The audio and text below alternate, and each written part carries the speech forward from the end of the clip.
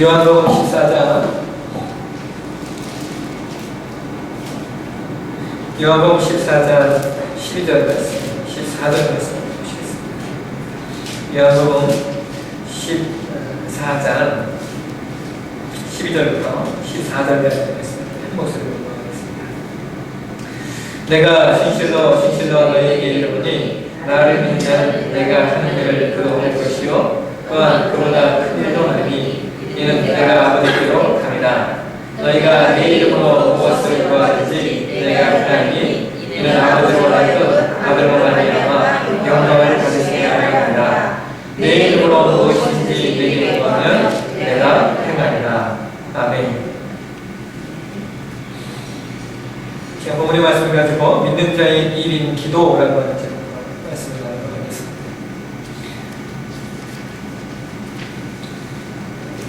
우리가 신자가 되었을 때 하나님께서 우리에게 주시는 하나님으로부터의 은혜의 방편이 있습니다. 그 은혜의 방편을 가리켜 우리는 말씀, 기도, 그리고 성찬이라고 얘기합니다. 여러분이 잘 아시다시피 성찬을 집례하는 안수받은 목회자가 있어야 되기 때문에 성도들이 개인의 삶 가운데 은혜의 방편으로 누리고 행할 수 있는 내용은 말씀과 기도입니다. 우리는 보통 기도를 영혼의 호흡이라고 말합니다. 여러분, 건강한 사람에게 제일 쉬운 일은 숨 쉬는 겁니다. 여러분, 숨 쉬는 것이 어려운 사람이 어디 있겠습니까? 그런데 반면에 그 사람이 천식에 걸렸거나 혹은 임종을 융합해서 그러니까 임종 직전에 있는 그 사람들을 보게 되어지면 제일 힘든 것이 뭐냐면 숨 쉬는 겁니다. 그들에게 있어서는 숨을 쉰다는 그 자체가 대단히 어려운 일인 것을 우리는 쉽게 알 수가 있습니다. 그러므로 숨을 잘 쉰다라고 하는 것은 건강하다라고 하는 것이고 건강해야 숨을 잘 쉴 수 있는 것입니다. 교회도 마찬가지입니다. 교회가 영혼의 호흡인 기도가 살아있으면 건강하다라고 하는 것이고 반면에 영혼의 호흡인 기도가 살아있지 못하다면 그 교회는 건강하지 않은 교회입니다. 그래서 오늘날은 그 교회의 건강성의 척도를 가름하는 내용이 뭐냐면 요즘엔 이제 그 교회가 건강한 교회냐 그 교회가 건강하지 못한가를 아주 그냥 쉽게 단박에 알아볼 수 있는 내용이 뭐가 있냐면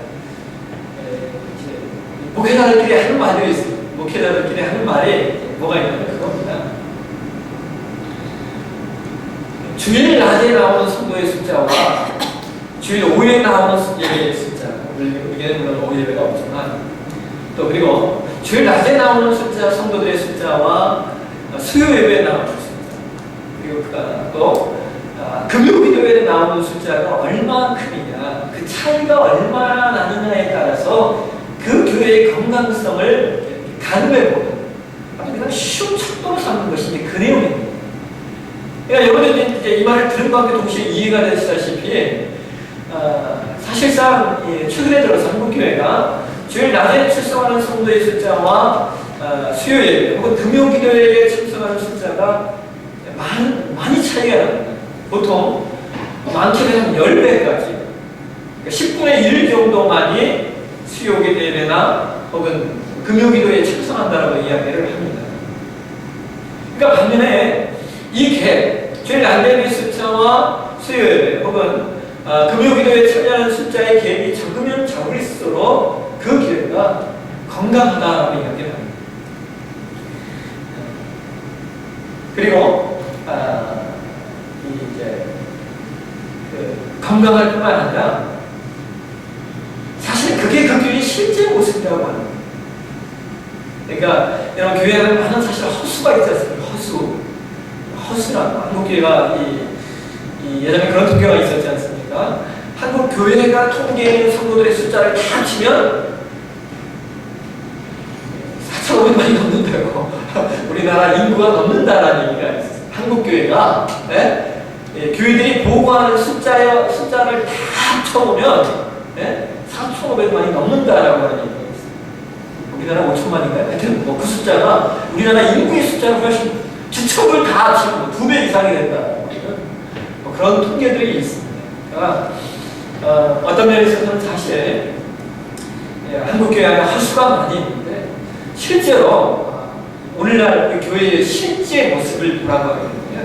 그 모습은 수요기도에 얼마나 수요일에 얼마나 나와서 예배합니다. 혹은 금요기도에 얼마나 나와서 예배합니다. 좀 더 함축시키는 심지어 새벽기도에 얼마나 나와서 성도들이 기도하는가를 통해서 그 모습을 그 교회의 실제 모습을 판단해 볼 수 있다는 목회자들의 이야기를 합니다. 하나님께서 하나님의 백성들에게 주신 특권이 있다면 그것은 하나님의 백성들이 하나님의 말씀을 받았다라고 하는 거예요. 그리고 하나님 앞에 기도할 수 있다라고 하는 것이 특권입니다.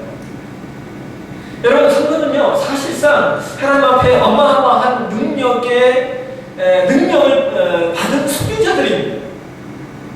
왜냐하면 하늘과 땅의 모든 권세를 한 손에 거머쥐신 분의 능력을 받아 쓰는 존재가 성도이기 때문입니다. 그래서 기도는 하나님의 능력을 우리에게 부여해 주시는 링크와 같은 거예요. 링크.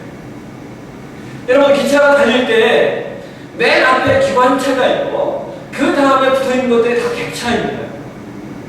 객차가 10개가 달렸든 20개가 달렸든 그 객차가 달릴 수 있는 건 뭐냐? 앞에 기관차가 있기 때문이고 그 기관차와 객차가 연결된 링크, 연결고리가 있기 때문에 그 수많은 객차들이 끌려가는 겁니다. 즉, 하나님과 우리 사이를 연결짓는 그 고리가 무엇이냐? 그것이 바로 기도라는 겁니다. 기도. 아무리 좋고 엔진이 큰 자동차다 하더라도 여러분, 기어와 맞물리지 아니하고 달릴 수가 없는 겁니다. 기어를 넣어야만이 비로소 자동차가 움직이는 겁니다. 그러니까 어떤 의미에서 기도는 엄청난 엔진의 파워에 기어를 집어넣는 것과 같은 것이 기도입니다. 그러나 신자 스스로가 아무리 큰 능력이 있다 하더라도 기도의 능력에 맞물리지 않으면 그 능력과 권세는 쓸모가 없고, 반면에 신자가 아무리 능력이 없다 하더라도 그 신자가 기도의 능력에 맞물려서 산다고 하게 되어지면 그 사람은 능력을 행하게 되는 것입니다. 기도는 물과 같습니다. 물. 여러분, 아무리 가문 땅이라 하더라도 물이 지나가는 곳에 있는 나무와 식물들은 그 이파리가 그리고 그 열매가 무성합니다. 성경은 시냇가에 심겨진 나무가 과실을 맺고 그 잎사귀 마르지 않는다고 성경은 말합니다. 여러분, 물은 세상의 모든 생명체에게 없어서는 안 돼요. 생명을 지속적으로 이어주는 가장 강력한 매개체가 물입니다. 그래서 기도가 신자의 삶에 물과 가깝습니다. 물과. 우리가 살기 위하여 물을 먹는 것처럼 영혼의 생명을 위해서 기도의 물을 반드시 먹어야 되고 동시에 반드시 기도의 물을 주어야만 된다는 겁니다. 여러분, 우리가 신앙생활을 할 때 얼마나 기도에 물을 주어야 하는 것이 많은지 모릅니다. 그렇죠, 여러분? 우리가 얼마나 기도의 물을 줘야 되는지, 우리가 얼마나 기도의 물을 심어야 되는 것이 얼마나 많이 있는지, 우리는 우리 가정에 기도의 물을 주어야만 됩니다. 그래야 우리 가정이 살아납니다. 우리는 우리의 사업체에 기도의 물을 주어야만 됩니다. 기도의 물을 주지 않고 일어설 수 있는 사업체는 없습니다. 살아날 수 있는 사업체는 없습니다. 우리의 환경에, 여러분, 그 환경과 이 요소마다 사실은 우리가 신자가 되었다라고 하는 그 이유 때문에 기도의 물을 심어야 될 것이, 기도의 물을 부어야 되는 것이 얼마나 많은지 모릅니다. 여러분의 자녀에게 기도의 물을 부어야만 됩니다. 그래야 여러분의 자녀들이 그 기도의 물을 받고 생명이 살아나고 잎사귀 파릇파릇하게 여러분의 자녀들이 생명을 얻는 겁니다. 어떤 환경과 배경 가운데 있든지 신자는 기도에 물을 주면, 신자가 그곳에 기도에 물을 주면 그곳에 생명이 살아나고 과실을 맺는. 여러분, 삶이 곤고하십니까? 여러분, 그 곤고한 자리에 기도에 물을 주어보십시오. 그러면 우리는 기도의 물을 통하여서 영혼의 전성기가 찾아오게 될 것입니다. 마틴 로이드 존스 목사님이 이런 말을 하셔요. 사람이 무릎을 꿇었을 때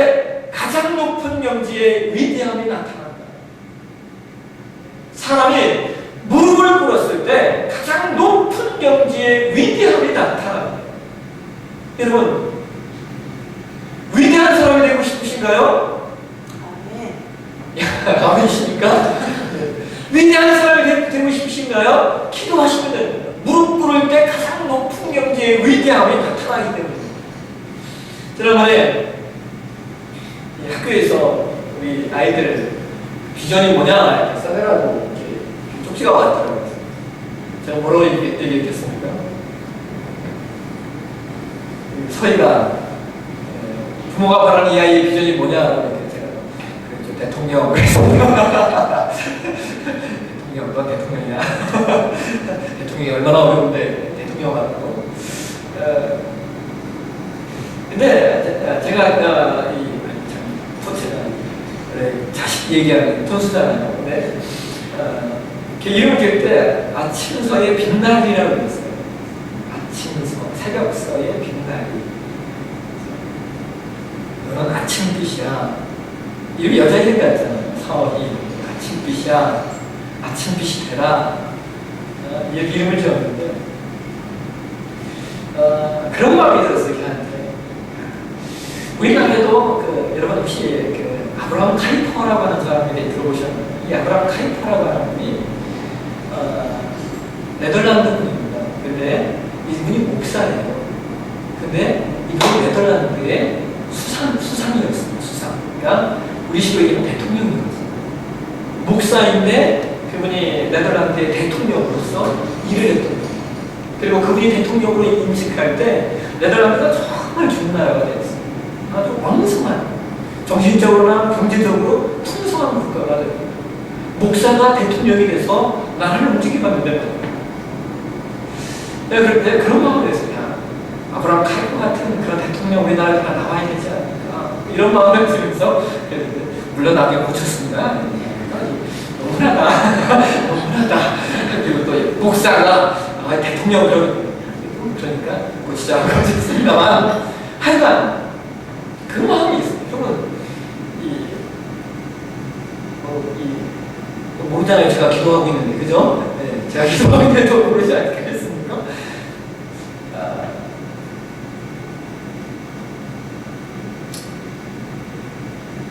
위대한 사람이 되고 싶으면 기도하시면 돼요. 여러분의 자녀가 위대한 사람이 되었으면 좋겠다. 여러분 무릎 꿇으시면 돼요. 이 무릎을 많이 꿇는 사람을 가르쳐 뭐라고 이야기하냐면 그 사람은 낙탄국이야. 실제로 성경에 야고보서를 기록한 야고보의 우리식으로 얘기하면 닉네임이라고 할까요? 그게 낙탄국이에요. 여러분 낙탄국을 아세요? 낙탄은 이 산을 이렇게 걸어가다가 비바람이 모래바람이 몰아치잖아요. 그러면 그냥 무릎을 딱 꿇고 앉는다. 그래서 그 모래바람이 다 지나갈 때까지, 그 모래바람이 다 지나갈 때까지 꼼짝 않고 무릎 꿇고 앉아서 그냥 그 모래바람이 지나갈 때까지 기다렸다가 모래바람이 다 지나가면 그때서 다리를 들고 일어나 다시 길을 걸어준다고 합니다. 그래서 낙타의 무릎은 그러니까 뭐라고 할까요? 그걸 뭐라고 하죠? 뭐 베겠다고 하죠?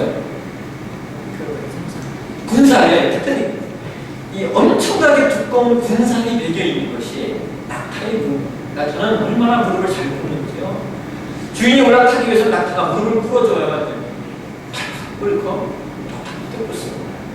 그래서 우리가 흔히 기도의 사람을 지칭할 때 저 사람은 낙타 무릎이야 하고 지칭을 합니다. 저는 우리 하나님교회에 정말 낙타 무릎이 많이 나왔으면 좋겠어요. 저를 비롯해서 뿐만 아니라 우리 하나님도 지체들이 정말 무릎 꿇는 하나님의 사람, 정말 낙타 무릎이 많이 나오는 그런 교회가 되었으면 좋겠습니다. 네. 우리가 기도의 사람이라고 일컫는 여러분 조지 밀러가 있지 않습니까? 그런 평생에 5만 번의 기도 응답을 받았대요. 근데 여러분 한번 생각해 보십시오. 이 5만 번을 이 사람이 5만 번 기도 응답을 받았는지 안 받았는지를 어떻게 알아요? 이거 뭐 그렇잖아요? 근데 이 사람이 5만 번 기도 응답을 받았다라고 하는 것이 어떻게 그것이 체크가 통계가 가능하냐면 이 조지 밀러는요 삶 속에 꼬박꼬박 기도의 일기를 적는 사람이에요. 기도의 일. 그래서 그 사람은 기도하면 그 기도하는 내용을 꼭 적고 그리고 그 때문에 이 기도가 언제 응답되었는가를 체크했던 사람이라고. 그래서 조지물러가 이런 얘기를 해요. 나는 하나님께 무엇을 달라고 기도 내용을 꼭꼭 필기하게 두었다. 조지물러가 그렇게 얘기해요. 나는 하나님께 무엇을 달라고 기도하면 그 내용을 꼭꼭 필기해 두었다. 그리고 그 기도가 어떻게 어느 때 어떻게 이루어졌는지 역시 꼭꼭 확인해 갔다. 하나님은 내가 드린 기도를 이루어 주시지 않은 것이 한 번도 없었으니 이 얼마나 놀라운 일인가. 물론 더러는 어떤 기도의 응답은 늦어진 적이 있었다. 그러나 한 번도 나의 기도가 응답되지 않은 채 끝난 적은 없었다. 그렇다면 하나님께서 살아계시는 분인 것을 이보다 더 분명하게 증거하는 일이 또 어디 있겠는가? 주절로가 이렇게 얘기해요. 그러니까 그 사람은 기도하면 그냥 기도하고 끝나는 것이 아니라 기도 얘기를 적어내서 하나님 어떻게 언제 이 기도에 응답하셨는가, 하나님 언제 이 기도에 역사하셨는가를 기록하는 습관들이 그의 삶 가운데 있었다라는 거예요. 그러니까 그가 기록해놓은 그의 기도 일기들을 토대로 해서 조지밀러가 5만 번의 기도의 응답을 받았다고 통계가 나옵니다. 사랑하시는 여러분, 기도는 이와 같이 영혼의 호흡과 영혼의 물과도 같은데 문제는 뭐냐면 우리가 기도를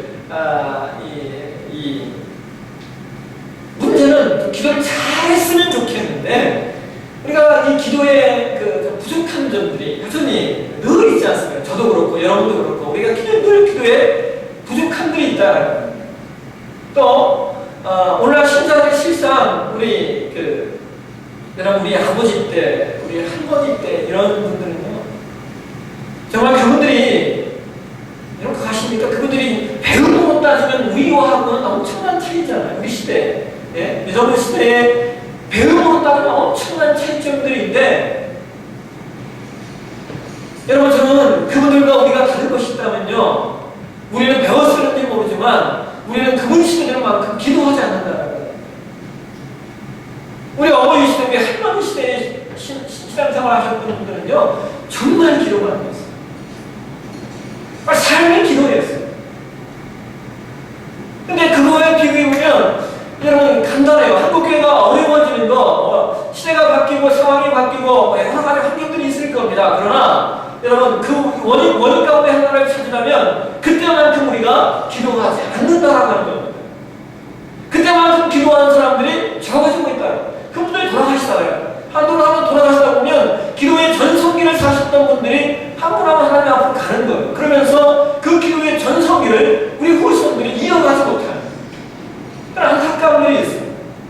그래서 한국교회가 지금 어려움을 당하는 요인 가운데 하나가 여러 가지 내용이 있겠지만 그 중에 하나가 우리 어버이 때 그리고 우리 신앙의 1세대만큼 열심히 하나님 앞에 기도하지 못한다는 거예요. 이것이 오늘의 사는 신자들의 약점인 겁니다. 자, 여러분 우리가 왜 기도하는 생활을 잘하지 못할까요? 여러 가지 이유를 들 수 있지만 제가 세 가지로 한번 여러분과 말씀을 나누겠습니다. 첫째는 우리가 기도를 잘하지 못하는 이유가 뭐냐? 그것은 우선순위를 명확히 하지 못해서입니다. 우선순위를 명확히 하지 못해서. 여러분 모든 신자들에게 물어보면요 기도가 중요하지 않다고 얘기하는 사람이 하나도 없습니다. 대부분 다 기도 중요합니다 라고 얘기해요. 근데 문제는 뭡니까? 중요한 걸 알면도 불구하고 실제로는 기도하지 않는다라고 하는 거예요. 기도가 너무나 중요하고 우리 삶에 없어서는 안 돼. 중요한 신앙적 가치임을 아는데 실제로 기도하지 않는다라고 해요. 많은 신자들이 기도가 중요하다고 여김에도 불구하고 실제로 기도하지 못하는 이유는 삶의 우선순위에 있어서 기도가 다른 것들보다 뒷전에 있기 때문에. 얼마나 많은 사람들이 중요한 일보다 급한 일을 쫓아가는지 모릅니다. 급한 일을 쫓아가다 보면 삶의 중요한 일들을 잃어버리게 되어 있는 거예요. 여러분 다음 주에 유학 가는 아이에게 가장 중요한 것이 무엇이겠습니까? 다음 주에 유학을 가요. 우리 보성이가 다음 주에 유학을 가요. 유학을 가는데 다음 주에 유학 가는데 보성에게 가장 중요한 게 뭘까요? 기도요. 그 얘기를 하는 사람 아니잖아요.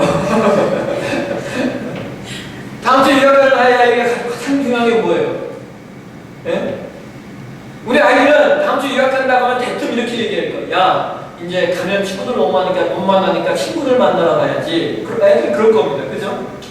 또 어떤 유학 가서 써야 할 짐 쌀 거 아닙니까? 열심히 짐 쌀 거 아닙니까? 근데 여러분 가장 중요한 게 뭔지 아십니까? 비행기표 예매하는 겁니다. 예? 비행기표 예매하는 거예요. 비행기표를 예매해놓지 않으면 이거 가고 싶어도 그날 가지 못하는 겁니다. 예? 가장 중요한 건 비행기표를 미리 예매하는 거예요. 친구들 만나고 안 만나는 건 이건 중요한 일이 아니에요. 급한 일일 뿐이지. 근데 중요한 것은 비행기표를 예매해 놔요. 여러분, 우선순위가 뭐냐는 건데, 우선순위. 우리가 신자로서 우선순위를 정하지 못하고 저걸 쫓아다니다 보면 결국 신앙마저 흔들려요. 신앙마저. 여러분 한번 보십시오.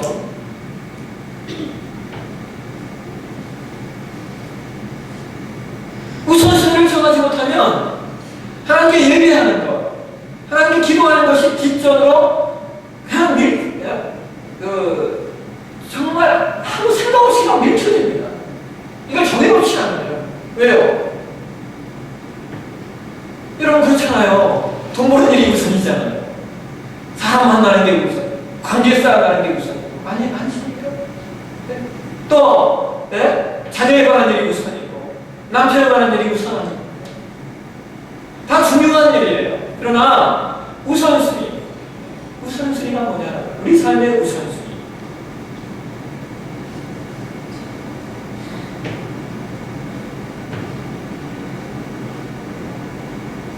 요즘에 제가 저에게 어떤 분이 그런 얘기를 하시죠. 우선 예배하는 것도 중요하지만 가정을 챙기는 것도 중요해요. 이게 중요합니다. 가정을 챙기는 것도 중요하죠. 우선 기도하는 것도 중요하지만 사람들과의 관계를 형성하는 것도 중요해요. 중요합니다. 중요한 게 있죠. 근데 여러분 그렇게 따지면요, 우리 예배 생활, 우리의 기도 생활은요, 언제나 가장 마지막에 있게 될 거예요. 여러분 묵상을 경험하시죠? 묵상. 왜 묵상이 잘 안 됩니까? 우선순위에 있지 않으니까. 다른 일, 내가 급하다고 생각하는 일, 또는 내 스스로 중요하다고 하는 일 먼저 하다 보면 묵상은 이건 할 수가 없는 거예요. 그죠? 삶의 우선순위를 무엇에 두는 중요합니다. 여러분, 신자에게 있어서 우선순위는 기도하는 일이에요. 왜요? 기도가 뭐와 같으니까 영혼의 호흡과 영혼의 생명술과 같기 때문에. 두 번째로 우리가 기도하지 않는 이유는 다른 것을 의지할 때 기도하지 않습니다. 다른 것을 의지할 때. 여러분, 사람이요 기도보다 더 믿을 것이 많을 땐 절대로 기도하지 않습니다. 성경이 이사야서 31장 1절에 이런 얘기를 해요. 이사야서 31장 1절에 도움을 구하러 애굽으로 내려가는 자들은 화 있을진저. 이사야도 말합니다. 도움을 구하러 애굽에 내려가는 자들은 화 있을진저. 왜 화가 있냐면요, 그들은 말을 의지하며 병거의 많음과 마름의 힘이 강함을 의지하고 이스라엘의 거룩하신 이를 앙모하지 아니하며 여호와를 구하지 아니하기 때문이다라고 얘기합니다. 말이 많고 병거가 많고 마병의 힘이 많으면 누구를 의지하지 않는 거예요? 이스라엘의 하나님을 의지하지 않기 때문에 기도하지 않고 하나님 앞에 구하지 않는 겁니다. 여러분, 이 말씀은 신자가 기도하지 않는 이유가 믿을 것이 너무 많기 때문에 기도하지 않는다라고 하는 것을 보여주는 아주 좋은 말씀이 이사야서 31장 1절의 말씀. 그래서 여러분 이것을 반대로 해석하면요, 우리가 기도한다라고 하는 것은 우리가 가진 모든 것을 하나님 앞에 의지하고 오직 주님만을 의지합니다라고 하는 믿음의 고백입니다. 기도한다라고 하는 것은 주님만을 의지합니다. 주님만을 구합니다. 주님의 도우심을, 주님의 역사하심을 구합니다라고 하는 믿음의 고백 그 자체가 기도가 되는 겁니다. 여러분, 하나님은요 기도를 비상용 낙하산으로 생각하는 사람들을 별로 안 좋아하십니다. 예? 기도를 비상용 낙하산 비상용 낙하산 아십니까? 비상용 낙하산은 그 최후의 수단으로 사용하는 거. 이건요, 사용하지 않으면 않을수록 좋은 겁니다. 이해되시죠? 비상용입니다. 아주 최후의 수단에만 사용하는 거예요. 그래서 그 비상용 낙하산을 사용하는 상황은 결코 좋은 상황이 아닙니다. 근데 얼마나 많은 신자들이 기도를 마치 비상용 낙하산이라도 되는 듯이 여기는지 모릅니다. 그러니까 이 얘기는 뭐냐면, 많은 신자들이 제일 마지막에 써보는 게 기도거든요. 제일 마지막에. 혼자 할 거 다 해보다가 마지막에 써보는 것으로 기도를 이용하는. 또 때로는 이런 경우도 있어요. 기도를 이용하려고 해요. 근데 제가 이렇게 보면요, 뭐가 있냐면 좋아요. 어쨌든 기도하니까 좋잖아요. 기도하니까. 근데 참 안타까운 경우는 그렇게 어떤 일이 사건이 터져서 그 사건을 해결하기 위해서 기도하는 분들은 그 결과가 반드시 이렇게 나오거든요. 뭐냐면, 에이씨, 기도해봤더니 소용없다. 이렇게 나와요. 봤더니 소용없다. 이렇게 나와요. 그러니까 정말 기도의 사람이 아니라 어떤 그 사건과 환경을 모면하고 그것을 해결하기 위해서 기도했던 분들이 대부분 그 기도한 다음에 나오는 답들이 뭐냐면, 기도해봤자 소용없더라라고 이야기합니다. 여러분, 기도는 제일 마지막에 사용하는 것이 아닙니다. 기도는 낙하산이 아니에요. 기도는 굳이 표현하자면 공격용 필수 무기이지 마지막 수단으로 쓰는 낙하산이 아니라고 하는 거예요. 기도는 어쩌다 필요에 따라 생전 찾지 않는 사람 일 생기니까 찾는 것, 그런 거 아니다라고 하는 거예요. 왜냐하면 기도는 영혼의 호흡이에요. 호흡. 영혼의 생명줄이기 때문에. 여러분, 가끔 호흡하시는 분 있으세요? 가끔 물 드시는 분 있으신가요? 아니라고 하는 거예요. 기도는 영혼의 호흡이고 생명이기 때문에 언제나 숨 쉬어야 되고 언제나 물을 마셔야 되는 것입니다. 세 번째로 우리가 기도하지 못하는 이유는요, 우리가 어떻게 구해야 할 바를 몰라서 기도하지 못하는 경우들이 있습니다. 우리가 어떻게 기도해야 할지를 몰라서. 근데 여러분, 가끔씩 어떻게 기도해야 되는 겁니까? 라고 물어보시는 분들이 있는데요. 이렇게 형식상으로 말씀을 드릴 수 있겠죠. 하나님의 영광을 위한 기도, 감사의 기도, 그 다음에 중보의, 도구의 기도, 그 다음에 나의 필요를 찾는 기도, 그 다음에 마지막으로 주기도문으로 마치십시다. 그러니까 예수님의 이름으로 기도한다라고 마치십시오. 이렇게 순서로 이렇게 말씀해 드릴 수 있긴 하지만, 어떻게 구해야 할 바를 모른다. 알 수 있는 가장 확실한 방법이 뭔지 아십니까? 예? 기도해보면 됩니다. 기도해보면 됩니다. 어떻게 구해야 하는지, 하나님의 뜻이 무엇인지 기도해보면 성령께서 우리가 하나님 앞에 구해야 할 것들을 가르쳐 주십니다.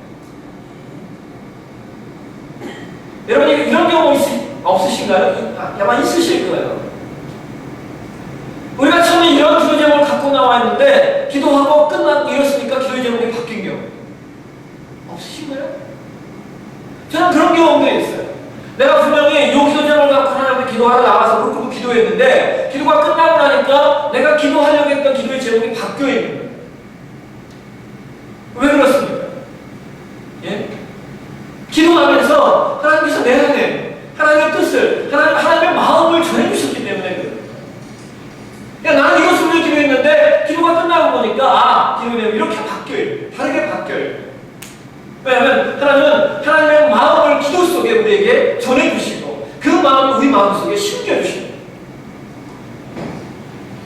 실제로 많은 신자들이 기도할 때 그저 내 필요만을 구하는 기도를 많이 하는데요, 여러분, 아주 깊은 기도로 들어가시다 보게 되어지면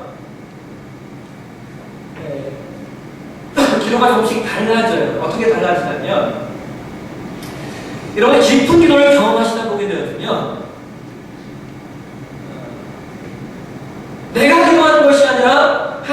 기도하는 듯한 경험들을 하시게 됩니다. 아, 내가 기도하고 있는데, 네? 내가 기도하고 있는데, 지금 기도하는 내가, 주체가 내가 아닌 것 같아요. 그런 기도의 경험들입니다. 깊은 기도를 하다 가시게 되어지면, 이런 것들이 있어요. 여러분, 저는 내가 말을 많이 했는데, 이제는 듣게 되어져요.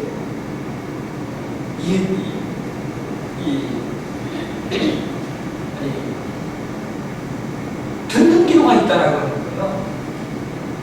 일반적으로 우리는 기도하면 내가 내 입을 열어서 내 것을 하나님께 막 토해놓는 이걸 기도라고 생각하는데, 여러분 깊은 기도의 내용들을 체험하시게 되어지면 말하는 기도를 지나서 듣는 기도의 사례로 가는 경우들이 있어요.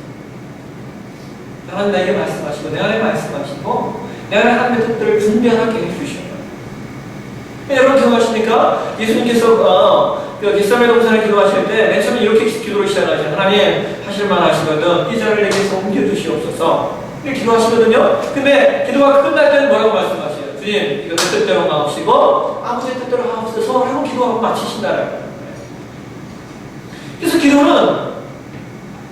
여러분 기도는 하나님의 뜻을 추적하는 작업이에요. 아멘이십니까? 기도는 하나님의 뜻을 추적하는 작업이에요. 하나님의 뜻을 듣는 과정입니다. 그래서 기도가 충만해지면 하나님의 뜻이 무엇인지 명확하게 이해하고 방황하지 않는 삶을 사는 거예요. 근데 많은 신자들이 오늘날 그런 어떤 장고의 기도, 하나님과 깊이 교제하는 기도의 내용을 갖기보다는 기도를 무슨 자판기로 여기는 경우에 자판기. 그럼 이걸 이해하시죠? 이 자판기라는 거. 자판기 뭐요? 동전되면 바로 떨어져요. 기도는 이런 것이 아니다라고 하는 거예요. 근데 오늘 많은 신자들이 기도를 자판기처럼 여겨요. 기도는 단순히 내가 아는 것들을 하나님 앞에 단순히 응답받고 이게 아니라, 물론 응답받죠. 그러나 그 속에서 내가 더 깊은 하나님의 사람이 되어지는 거예요. 그래서 내가 더 깊이 누구의 뜻을 해야 되는 거예요? 하나님의 뜻을 해야 할 줄 아는 사람으로 만들어지는 거예요. 그래서요, 여러분, 기도는요, 애를 태워야 됩니다. 이해하시겠습니까? 기도는 애를 태워야 돼요. 애를. 네? 막, 애가 달아야 돼요, 기도는. 왜 그러냐면요. 그래야 우리가 더 많이 기도할 수 있고, 그래야 하나님 그 속에서 응답하신 것들이 얼마나 존귀한 것인가, 하나님 그 속에서 나에게 응답하신 것들이 얼마나 소중한 것인가를 깨닫게 되었어요. 그렇지 않으면 우리 인간은 너무 빨라요. 너무 계산이 빨라서 금방 잃어버리고, 응답받았음에도 불구하고 이것이 하나님께로부터 온 것인지를 우리는 몰라요. 네? 이해하시겠습니까? 애가 타지 않으면 이것이 하나님께로부터 온 것인지를 자각하지도 못하고 그냥 될만하니까 이렇게 차고 지나가는 거예요. 그래서 기도는 애가 타요. 제가 애가 타고 있어요. 애가 타고 있어요. 그냥 애가 타고 있어요. 그러니까 감사한 건 그거예요. 기도할 수 있으면 더 그렇게 되는 거예요. 그냥 이번 일정이 사실 저에게는 더 힘들었어요.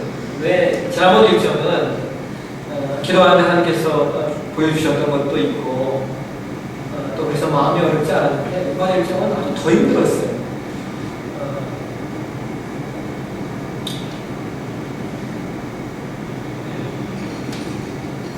더 힘들었어요. 왜 이렇게 힘들었는지 모르겠어요.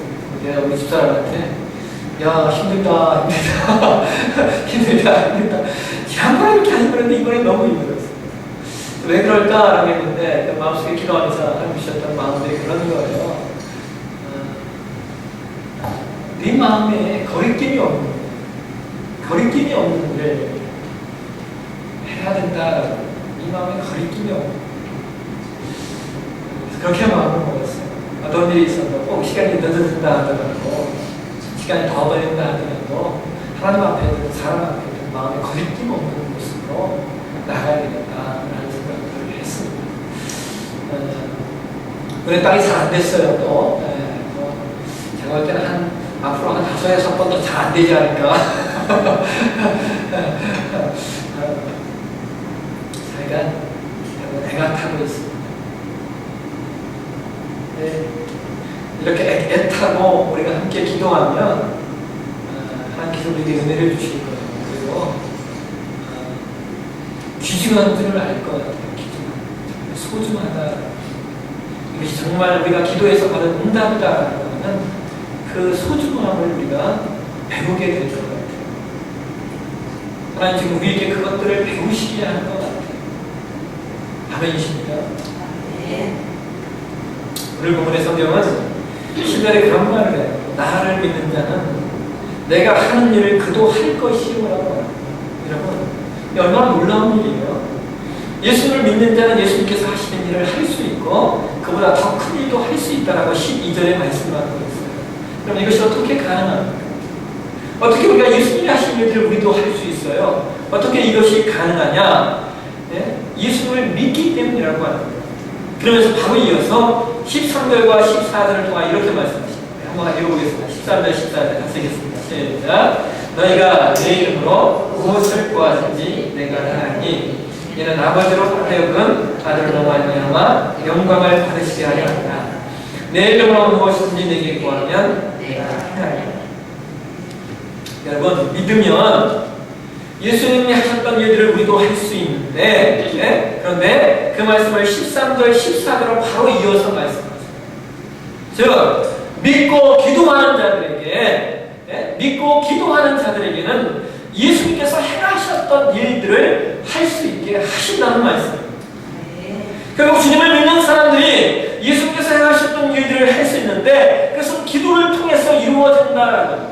그것이 바로 여러분 믿는 자의 일이 기도라는 겁니다. 기도. 믿는 자의 일이 기도. 오늘 우리 아브라함교회가 영혼의 호흡이 있는 교회가 되어져서 정말 병든교회가 아닌 건강한 교회로 세워져야 합니다. 여러분과 제가 열심히 하나님 앞에 기도함으로 말미암아 영혼의 생명을 이어가시고 기도에 물 주고 기도에 물 되는 작업들을 열심히 하셔서 예수님이 행하셨던 그 일들을 저와 여러분의 삶 가운데 일으키고 만들어낼 수 있는 그런 하나님의 사람들 저와 여러분이 세워지시길 주의 이름으로 축원합니다. 기도하겠습니다.